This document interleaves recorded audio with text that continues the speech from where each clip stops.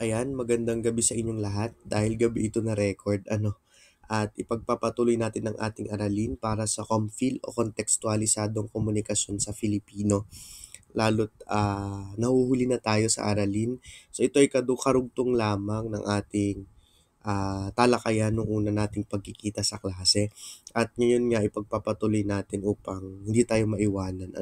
So tayo nasa kabanata, isa pa rin ang pagtataguyod ng wikang pambansa sa mas mataas na antas na edukasyon at lagpas pa. Ngayon rin, nandito pa rin yung layunin. Pero ang tuunan natin ngayon ay patungkol na sa intelektualisasyon ng wika dahil natapos na natin ang kahulugan at katuturan ng wika. At maghanda dahil magkakaroon tayo ng graded recitation sa ating susunod na talakayan. At titingnan ko kung kayo ay totoong nanood nitong video. At dumako tayo sa ating aralin, ito ay patungkol sa intelektualisasyon ng wika. Ano nga ba intelektualisasyon ng wika? Medyo bago, no, sa pandinig nyo pag sinabi natin intelektualisasyon. Hindi kasi sa masyadong tuon. Ang alam lang natin kasi pag Filipino, panitikan, wika, palarila. At itong mga ganitong salita, ibabago lamang sa ating mga pandinig. Kaya hindi nyo pa lubos na maiisip kung ano nga ba ito. At yan, papabawin natin sa paggamit ng isang gawain. At narito ang gawain. Suriing mabuti ang dalawang larawan. Ano kayang iyong napapansin? Kung ang napapansin mo ay patungkol sa wika, tama. Hindi lamang dahil sa ang gamit dun sa isa ay hindi pangkaraniwang titik o yung pang-Romano na titik. Samantalang yung kabila ay nasa Ingles, parang ganun. So, hindi lang ganun kalalim. Bigyan pa natin ng mas malalim pa. So, papansinin nyo, lahat ng makikita nyo sa kalsada sa Japan ay nakasulat sa kanilang pambansang wika na Nihongo. Gayon din sa Taiwan, sa Korea, at kung saan mang panig ng mundo. Halos ang mga bansang ito ay gumagamit ng mga signage, mga babala o regulasyon sa kalsada na nakasulat sa kanilang mga sariling wika. Samantala, sa Pilipinas, kaibahan Filipino ang wikang pambansa pero lahat ay nakasulat sa Ingles. At dahil nga sa pagpasok ng globalisasyon, sa malawakang pagpasok, nagkaroon ng malaking pagbabago sa Pilipinas. Kasi kung titingnan nyo naman, yung mga luma nating signage sa kalsada, nakasaan yung Pilipino lahat. Nakasulat sila sa Filipino. Dahil nga malawakan ng paggamit ng teknolohiya, nalalamon na tayo ng intelektualisasyon pagdating sa modernisasyon, kumbaga, niyayakap natin ang globalisasyon, pagbabagong bihis, technology, social media, dahil dyan, na-influensyahan tayo. At higit dyan, mas marami sa Pilipino kasi tayo, as in, isang estudyante mas exposed sa Ingles. Kasi halos lahat ng subject, pansin nyo naman sa college, lahat sila ay nasa wikang Ingles. Kahit sa high school, halos karamihan ay nasa Ingles at ilan lamang ang asignatura para sa Filipino. At dahil dito, nakikita natin na hindi ganap na ginagamit na opisyal ang wikang pambansa. Hindi katulad sa ibang bansa o katulad din sa larawan, di ba? Sa Japan, ginagamit nila. So yung sa atin, wikang pambansa ay Pilipino, pero ang ginagamit natin sa lahat, sa dokumento, sa kalsada ay Ingles. Bakit kaya? At yan yung pagtutuunan natin ng malalim na pansin. Para sa ating panimula, para higit nating mapababaw kung ano nga ba ang intelektualisasyon, so himay-himayin natin. Ang wika ay mahalaga hindi lamang bilang daluyan ng komunikasyon, kundi bilang kasangkapan ng kaalaman.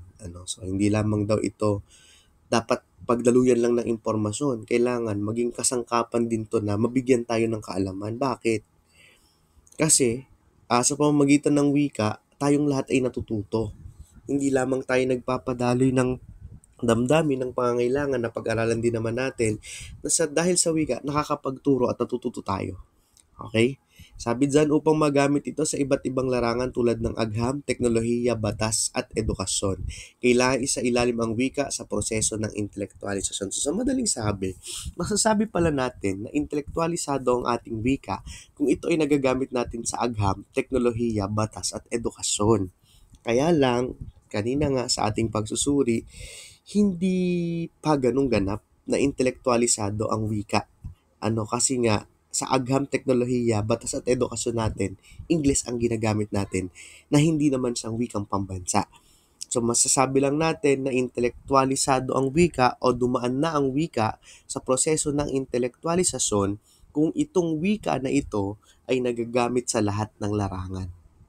So ibig sabihin, no more English na English, no more na. Ang gagamitin na sa lahat ay Filipino, maging sa siyensya, ayan nga sa agham, isasalin na sa Filipino ay ita-translate na lahat. Ayun, so ayun nga yung kailangan yung matutunan ngayon sa atin sa ComFil na mas mapalalim pa kasi ang gagawin natin, itataguyod natin ng wikang pambansa. Kaya maganda na malaman nyo muna kung ano bang sitwasyon, ano bang kasalukuyang sitwasyon ng wika sa Pilipinas bago tayo magbigay ng solusyon. Okay, pagpatuloy natin, ayon kay Virgilio Almario, binanggit niya na ang Filipino ay dapat payabungin hindi lamang bilang wika ng kultura, kundi bilang wika ng karunungan upang maging tunay na pambansang wika. So, ibig sabihin, hindi lamang sapat na idineklara na ang wikang pambansa ng Pilipinas ay Filipino ayon sa anong batas nga? Sa Artikulo 14, Section 6, 1987 Constitution. So, pag-aaralan naman natin yan sa susunod nating talakayan. So, hindi lamang sapat na basehan na ang Filipino ay wikang pambansa dahil lamang sa batas. Dapat ito ay nagiging wika ng karunungan, ibig sabihin, nagagamit natin sa lahat ng larangan. Ano ngang tawag kapag ang wika ay ginagamit na sa iba't ibang larangan? So yan, tama, ito ay intelektualisasyon. So tandang mabuti ulit, huwag malilito. Pag sinabi nating intelektualisasyon, nagagamit ang wikang pambansa sa lahat at sa iba't ibang larangan.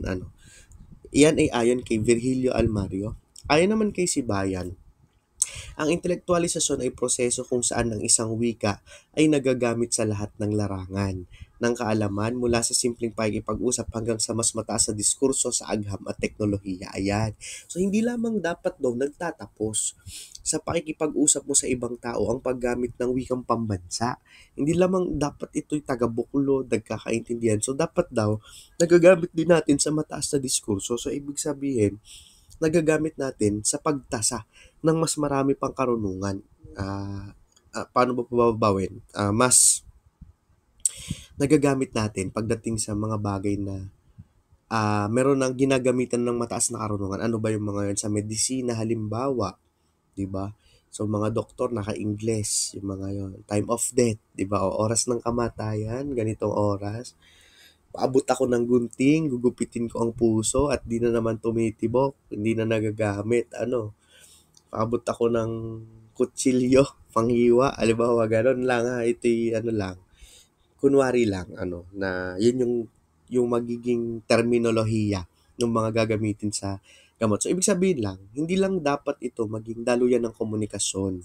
Dapat maunawaan din natin na magamit ito sa mga matataas na karunungan. Katulad ng aking unang nabanggit. Sunod. Ang tanong, intelektualisado na ba ang wikang Filipino? Yan, kung ang sagot nyo ay hindi, tama, hindi pa. Bakit? Ano nga ulit pag sinabi natin intelektualisasyon? Nagagamit ang wikang pambansa sa iba't ibang larangan. Ang Filipino ba? Di ba hindi? Ang ating batas nasa Ingles na dapat ay nasa Filipino. Ang mga dokumento, katulad ng TOR, ang diploma may mga nakasalin sa Ingles at Filipino, merong purong Ingles lang. Ang mga sertipiko ng pagkilala, certificate, So lahat ng dokumento natin na legal, kasama ang PSA, birth certificate ngayon tawag, hindi papel ng kapanganakan kung sa Filipino. Nasaan yung English? At dito natin masasabi na may kakulangan, may malaking kakulangan pagdating sa pagsusulong ng wikang pambansa. Sapagkat ang pambansang wika ay Filipino. Pero hindi Filipino ang ginagamit natin sa lahat ng bagay na dapat ito yung mangyari kasi ganun talaga pag sinabi nating pambansa. Katulad nung binanggit ko, hindi dapat ito nagtatapos sa pagdeklara lang bilang batas kung hindi nagagamit sa mataas na karunungan. Okay, sunod. Proseso ng intelektualisasyon ng wika. So, paano nga ba idinadaan ang intelektualisasyon ng wika? Siyempre, hindi naman to basta na ay kailangan salin lahat. Di ba magkakaroon ng kalituhan? Halimbawa, ano ba talagang tama? Bangko, silya o upuan o salumpuwit? O di ba may mga iba-iba. Siyempre, kailangan natin ng standardisasyon. So, ngayon sa proseso ng intelektualisasyon, meron tayong sinusunod kung paano nagiging intelektualisado ang isang wika. So ayon sa mga dalubhasa, si Sibayan at si Hao, ang intelektualisasyon ay dumadaan sa ilang hakbang. So narito yung mga hakbang. Una, codification o codification. Ito ay pagbuo ng estandardisadong anyo ng wika, kasama rito ang gramatika, ortografiya, baybayin ng salita at diksyonaryo. So halimbawa, ortografiya pambansa noong 2013 o 2013 ng Komisyon sa Wikang Filipino. So madaling sabi lang, sa codification o codification, ito na yung ginagawa mo pa lang. Kumbaga binubuo yung wikang pambansa. So malalaman nyo sa susunod na talakayan sa paanong anyo nabuo ang wikang Filipino bilang wikang pambansa. So tayo dito sa codification tapos na kasi meron na tayong sinusunod na estandardisadong anyo ng wika. Gayon hindi lamang sa masyadong napagtutunan ng pansin. So ito yung pagdating sa balarila o sa grammar. Ano yung halimbawa? Pinag-aralan niyo yung mga pangalan, pang-abay, panghalip sa bahagi ng pananalita mula elementary hanggang high school. At sa kolehiyo, meron kayong ilang makakabunggo na ganong mga aralin, pero hindi na ganong katuon kasi nga may kanya-kanya na kayong specialized track o meron na kayong kanya-kanyang tinatahak na espesyalisasyon na makatutulong ng malaki sa inyong pagtatapos sa programa. So pagdating sa codification, isa lang sinasabi dito, ito ay pagbuo ng estandardisadong anyo ng wika. So ibig sabihin, narito pa lang yung gumagawa ng balarila. Okay? Sunod, elaborasyon. Yan, tingnan natin kung nakapasa na dito. So sa una, sa codification, tapos ng wikang pambansa, ang Filipino ay meron ng estandardisadong anyo ng wika. Kalawa, elaborasyon o elaboration, pagpapalawak ng gamit ng wika sa iba't ibang larangan gaya ng agham, teknolohiya, batas, medisina at iba pa. Halimbawa, pagsasalin ng Constitution of the Philippines sa Filipino, paggawa ng mga terminolohiya sa agham. So ito yung hindi pa tayo ganap na nakakadaan sa proseso na to kasi nga hindi pa natin naisasalin o na-translate. So baga nananatili pa yung ating wika sa sistema niya na hindi pa siya pwedeng gamitin sa lahat ng larangan. Kasi nga pinagtatawanan natin yung mga maliliit na bagay. Pag may mga nakakatawa kasi na salita sa Filipino, yung hindi naman sila nakakatawa pero sa klase ko na sasabihin, baka malito kayo. Pero dito lang ang pagtunan lang ng pansin, sa elaborasyon ay pagpapalawak, ginagamit na sa iba't ibang larangan. So ulit, codification, gumagawa ng anyo o standardisadong anyo ng wika. Pagdating sa elaborasyon o elaboration, pinapalawak na sa iba't ibang larangan. From the word elaborate, sunod, implementasyon o implementation, ito na pinapatupad na yung paggamit ng wika. So patapos makagawa ng estandardisado sa codification, nakagawa na ng balarila. Sa elaboration naman o elaborasyon, gagamitin na siya sa ibang larangan, itatranslate na sa wikang pambansa lahat ng larangan sa Pilipinas o lahat ng karunungan.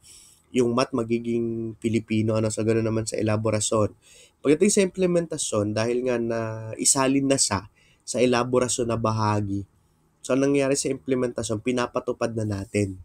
Okay? Ibig sabihin, pinapatupad na ng gobyerno na simula ngayon, ang gagamitin natin sa lahat ng karunungan, larangan at sa lahat ng asignatura nyo ay Filipino.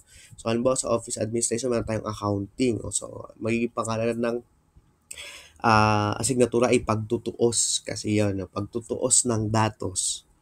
Okay? Ibabalansin na ang debit credit yan. So, isasalin na rin ang debit at sa credit sa Filipino. So, ibig sabihin, meron tayong implementasyon, pinatupad na. Ginawa ng batas ng gobyerno. Sunod, kultibasyon, syempre, hindi lang naman yun agad dahil ipinapatupad. Syempre, maninibago ang Pilipino, lalo't nasanay tayo sa English halimbawa. So, kailangan natin ng kultibasyon o pagtanggap. Kailangan matanggap ng mamamayan kahit paunti-unti, na ganito na yung bagong sistema pagdating sa wika. So, balikan natin para mas malinaw ulit ang mga hakbang.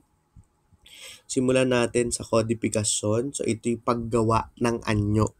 Estandardisadong anyo ng wika. So, binubuo pa lang ang wikang pambansa. Tapos na tayo dito kasi meron na tayong balarila. Yung pangalawang antas na hindi pa tayo ito yung hindi pa ganap na nabibigyan ng tuon sa Pilipinas ay ang elaborasyon o pagpapalawak ng Pilipino sa larangan. Ibig sabihin, tina-translate na, ginagamit na sa iba't ibang, ginagawan na ng mga salita, yung mga translation nga sa iba't ibang subject. Sunod, implementasyon. Pag sinabi naman natin implementasyon, pinapatupad na o nagawa na sa kodifikasyon, sa elaborasyon, lahat ng asignatura kunwari o subject na isali na sa Filipino, pati math, pati science, naging agham na. Paghahayupan ng pag-aaral ng biology, gano'n na implementasyon ng sunod. Ito ay pagpapatupad ng gobyerno. So, yun lang yung tatandaan. Pagkultibasyon naman, pagtanggap ng mamamayan. So, bakit nga ba mahalaga ang intelektualisasyon, sir? Ba't ba natin yung pinag-aaralan? Ano bang kinalaman yan sa ComFil? So, ito po yung mga kahalagahan ng intelektualisasyon. Una, edukasyon na nakapagpapadali ng pagkatuto kung sariling wika ang gamit. Di ba sa edukasyon natin, mas madali na maihayag mo yung sarili mo kung Filipino ang gamit mo. Tama? Kasi pag English, nauutal, di ba? Meron nga yung sa klase, English only policy. God, may masabi ka na nasa Filipino, naniningil ng piso, 5 piso, tandaan nyo yun, nililista. So, ang hirap kasi hindi masasagot mo ng tama yung tanong pero hindi mo mabibigyan ng hustisya at diwa sapagkat iba pa rin ihayag. Hindi ko naman nilalahat kasi may mga tao talaga na magaling din naman sa pagpapahayag ng kanilang sarili gamit ang wikang Ingles. Subalit sa Filipino, mas higit na marami. Lalo na ang mga makamasa. Sunod, kultura. Pinagtitibay ang pambansang identidad at pagpapahalaga. So, ibig sabihin, hindi lamang nasa papel ang wikang pambansa. Sadyang pinahahalagahan natin na ito yung pagkakakilanlan ng Pilipinas. Katulad yan, yung sabi ko kanina, yung sa kalsada sa Japan. So alam mo na Japanese sila kasi Nihongo yung sulat. Samantala sa Filipino, sa Pilipinas, karamihan kasi kapag English ang ating ginagamit, parang ang gusto natin mayakap ang kultura ng ibang bansa at nakakalimutan natin yung sariling meron tayo. Kaya mahalaga na maging intelektualisado ang wika kasi pagdating sa kultura, papatibay nito na tayo Pilipino at Filipino dapat ang wika natin. Panghuli sa lipunan, nagiging wika ng kaunlaran, batas, agham at teknolohiya. So, ibig sabihin, mas maipaparating sa madla kung ano yung dapat iparating. Katulad yan, ang kauna-unahang Pilipino na gumamit ng SONA sa Filipina, nakasalin sa Filipino ay kilala nyo? Si Noynoy Aquino, si Pinoy.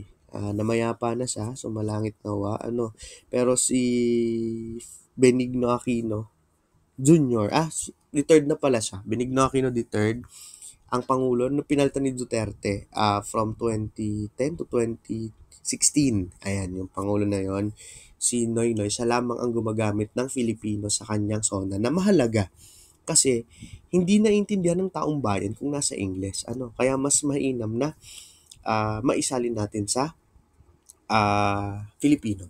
Ayan, so dito nagtatapos ang aralin pagdating sa intelektualisasyon. Tatandaan lamang, ang intelektualisasyon ay paggamit ng Filipino sa iba't ibang larangan. Nagagamit na natin ng wikang pambansa sa iba't ibang larangan at tawag ng intelektualisasyon.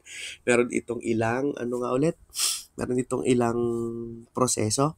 So, meron tayong 4. Kodifikasyon, pagbuo ng wikang pambansa, tapos na tayo. Sunod ay elaborasyon, isinasalin na o pinapalawak na. Sunod ay implementasyon, implementation, pinapatupad na, at cultivation kung saan tinatanggap na. Ayan, so maraming salamat sa inyong pakikinig at nawa ay kayo may natutunan. Kung may mga tanong at kalituhan, huwag mahihiyang magmensahe sa GC. Para sa inyong gawain, narito, gawain bilang 2, kasi yung una natin ay yung 2 katanungan. So, ito na yung gawain bilang 2. Gumawa ng isang digital slogan na nagpapakita ng kahalagahan ng intelektualisasyon ng wikang Filipino sa bansa. So, ibig sabihin, gagawa kayo ng isang digital slogan. So, marunong naman ata kayo, slogan. Ang taong gipit sa patalim kumakapit, yan kasabihan yun. Pero di ba ganun yung slogan? Parang rhyming, magkatunog. So, gagawa kayo ng isang slogan, tas may background yun na parang doodle. Alam niyo yun, parang poster din siya, pero meron lang siyang salita. So, gawa kayo ng digital slogan na nagpapakita ng kahalagahan ng intelektualisasyon ng wikang Filipino sa bansa. Ba't nga ba mahalaga na maging intelektualisado ang wikang Filipino? So, gawa nyo siya ng slogan at digital dapat. So, ibig sabihin, gagawa kayo sa mga apps, Canva, PowerPoint, Publisher, kung ano mang apps ang pwede nyo gamitin sa pag-edit. Digital ulitin ko, digital slogan. Narito naman yung pamantayan sa pagmamarka. Siyempre, kailangan natin ng criteria. Meron tayong mensahe, 10. So, ano yung mensahe na pinaparating nyo? Kung nakita ko yung slogan nyo at na-direct ako nang nakuha agad kung anong gusto mong iparating, 10 points na yun, matik. Sunod, pagkamalikhain, 15 points. O creativity, gaano kagandang gawa. Sunod, kalinisan, syempre. Minsan pag gusto nating pagandahin ng sobra, nagiging komplikado, nawawala yung kalinisan ng gawa o cleanliness. So, meron niyang 5 puntos. Kung sakali man, alin man dyan may bawas ka, naglalagay naman ako ng komento kung bakit. So, kabuuan, meron tayong 30 puntos. Ayan. So, yan, sa Google Classroom ito, i-upload. Ayan. Kung may tanong, magtanong na lang sa GC at dyan nagtatapos ang ating kabanata 1. Maraming salamat po.